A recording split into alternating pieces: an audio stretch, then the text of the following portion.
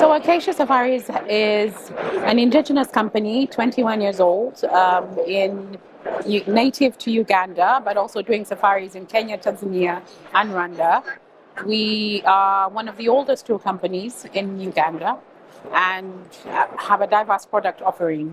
We organize trips on an individual basis and on a planned group basis. We work with some of the best lodges in Uganda to be able to give an offering that will leave a memorable experience in the lives of all our tourists.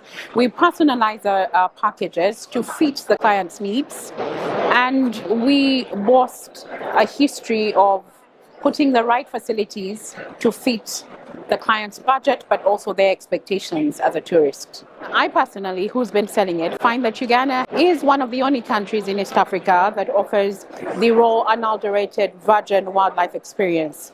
So you get the wildlife, get the adventure, get the primates, which are really only central to Uganda and Rwanda, and have all of them in one package. So you get the beauty, you get the animals, you get the culture, the people, the warmth, the colors, all in one package, which is Uganda. I think all year is good to travel to Uganda. We have 2 rainy seasons in Uganda, so depending on where you're going. But you see, being a very diverse country, Uganda has some very dry parts, some wet parts, some cold parts. So because we lie on the equator, we get a diverse climate change across the entire country.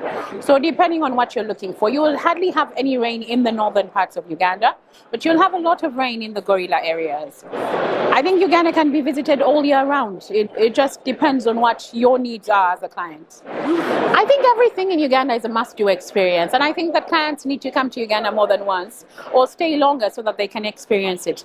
I think that the gorillas are an amazing experience, as are the chimpanzees.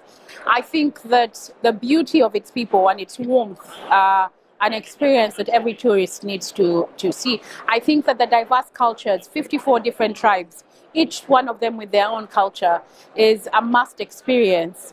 And I also think that when you come to Uganda, your interest should be at the front of your safari. So is it the beautiful scenery that you want? Or Uganda offers beautiful scenery from one corner in the north all the way to the south, and varying sceneries. We have amazing hills that wind one after the other. We have beautiful lakes. We have one of the deepest lakes in the world, Lake Bunyonyi. Our scenery is out of this world. I'm sure that so many videos have captured scenery from Uganda. So depending on how long you can stay in Uganda, I'd advise that you get a bit of everything into your safari. Also, Uganda is a basket of culture, from the long-horned Ankole cattle to the ik in Karamoja, to the traditional dances, because every single tribe in Uganda has its own unique dance.